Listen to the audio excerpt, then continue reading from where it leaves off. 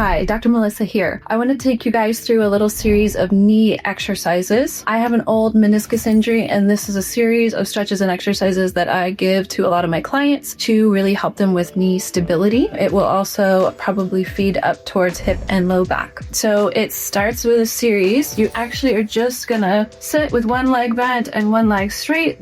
The injured knee, you can do both sides. And so what you want to do is straighten your leg as though you're trying to pull that heel off the ground and flex the foot as hard as you can. And sometimes I like to kind of poke at the muscle, and you're just going to hold it hard as you can for 10 seconds and then relax. And you want to repeat that really as many times as you want, but at least maybe 10 times. The next one is very similar, but we're going to add some motion in that leg. So again, straightening, flexing, holding, and then you want to lift the leg to match the other knee. And sometimes it's nice with this one to lean back so you have a little more leverage. So straighten the knee, straighten the foot, and you want to lift up and down anywhere from 10 to 20 times, just up and down. And you just want to make sure you're keeping that leg really locked, really flexed. You want to feel that VMO activating as you're lifting. If it starts to go haywire, relax, reset, and restart. The next one I like is activating your adductors. And so I can use that same pillow. I would fold it in half,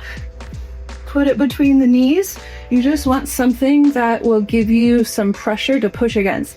And you're gonna squeeze the knees together, and you can hold that for 20 seconds and relax. You can also alternatively, or in addition to, do 20 squeezes. So squeezing, activating the adductors for the inside leg knee stability. And then again, keeping that squeeze, we're gonna lift our hips up and down to activate the hamstrings and the glutes. So lift the hips up and down. And again, I recommend 10 to 20, lifting up and down, sort of glute bridges. The next set is to activate your glute med, or the outside of the hips. This is often known in the Jane Fonda world as the clamshell. So feet and knees are together and you're lifting. I'm sort of showing the other side, but on this you definitely want to do both. The last piece that I like is similar to kind of like a Russian deadlift. You can use the back leg for stability.